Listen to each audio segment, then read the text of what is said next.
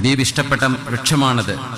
വിധങ്ങൾ പറഞ്ഞു, വൃക്ഷങ്ങളിൽ ഒരു വൃക്ഷമുണ്ട്, അത് സത്യവിശ്വാസിയെ പോലെയാണ് എന്ന് പറഞ്ഞൊരു ചോദ്യം ചോദിച്ച കൗതുകകരമായ ഒരു സംഭവമുണ്ട്. അതിന്റെ ഉത്തരം അലാ വഹിയ നഖ്ല, അത് ഈത്തപ്പനയാണ് എന്ന് റസൂലുള്ളാഹി സ്വല്ലല്ലാഹു അലൈഹി വസല്ലം. തെങ്ങല്ല, അല്ലെങ്കിൽ പിന്നെ തങ്ങൾക്ക് പറയായിരുന്നല്ലോ, തങ്ങൾക്ക് വഹി കിട്ടൂലേ, അത് തെങ്ങ്, അത് നമ്മുടെ നാട്ടിലില്ല, അത് വേറെ നാട്ടിലാണ്, നിങ്ങൾക്ക് അങ്ങനെ പറയാം. പക്ഷെ തങ്ങൾ പറഞ്ഞത് ഈത്തപ്പനയാണ്.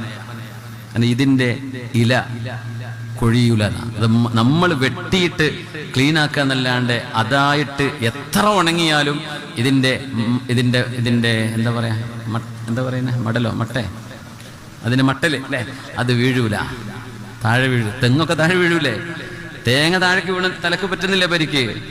പിന്നെ കുറച്ച് വെള്ളം കൊടുത്താൽ കുറേ കാലം നിൽക്കുന്ന സാധനമാണിത്. പിന്നെ നല്ല ചൂടിൽ, കത്തുന്ന ചൂടിൽ നല്ല മധുരമുള്ള പഴം തരുന്ന സാധനമാണിത്. ഇതൊക്കെ ഒരു മുഅ്മിന്റെ പ്രത്യേകതയാണെന്ന. കടുത്ത പരീക്ഷണത്തിലൂടെ ജീവിക്കുന്ന മനുഷ്യനാണെങ്കിലും ആ മനുഷ്യൻ നല്ല വാക്കേ പറയൂ, നല്ലതേ പ്രവർത്തിക്കൂ.